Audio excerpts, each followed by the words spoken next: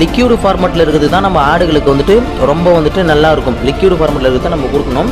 அதை தொடர்ந்து நல்ல ஒரு டாக்டரோட ப்ரிஸ்கிரிப்ஷன் பிரகாரம் போடுங்க அப்படின்னா அவர் வந்து பார்த்தீங்கன்னா இன்ஜெக்ஷன் டைப்லையும் போடுவாங்க. ஏன்னா பவுடர் டைப்பில் வந்துட்டு இது நம்மளுக்கு செட் ஆகாது. டேப்லெட் சைஸும் நம்மளுக்கு வந்துட்டு செட் ஆகுது. ஸோ பொதுவாக வந்து பார்த்தீங்கன்னா லிக்யூட் டைப்பில் இருக்கக்கூடிய மருந்துகளை நம்ம வாங்கி வந்துட்டு யூஸ் பண்ணுறது ரொம்ப நல்லது. இதுக்கு அதே மாதிரி பார்த்தீங்கன்னா அளவு என்ன மாதிரி அளவில் நம்ம கொடுக்கணும் அப்படின்னா ஒரு 10 கிலோவுக்கு 2.5 ml கொடுக்கணும். ஏன் 10 கிலோவுக்கு 2.5 ml கொடுக்கணும் அப்படின்னா ஆடு வந்துட்டு எடை அதிகரிச்சுட்டு இருக்கும். அதனால் வந்துட்டு 2.5 ml நம்ம வந்துட்டு கொடுக்கணும். ஓகேங்களா?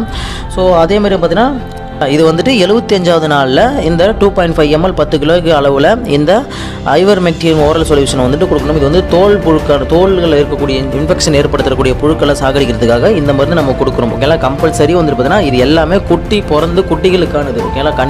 பெரிய ஆடுகளுக்கு கிடையாது, சினை ஆடுகளுக்கு கிடையாது, கிடாக்களுக்கு கிடையாது, பெரிய ஆடுகளுக்கு பொதுவாக கிடையாது. இது எல்லாமே குட்டிகளுக்கு நான் சொல்கிறது. பெரிய ஆடுகளுக்கு வந்துட்டு நம்ம கொடுக்கணும்னா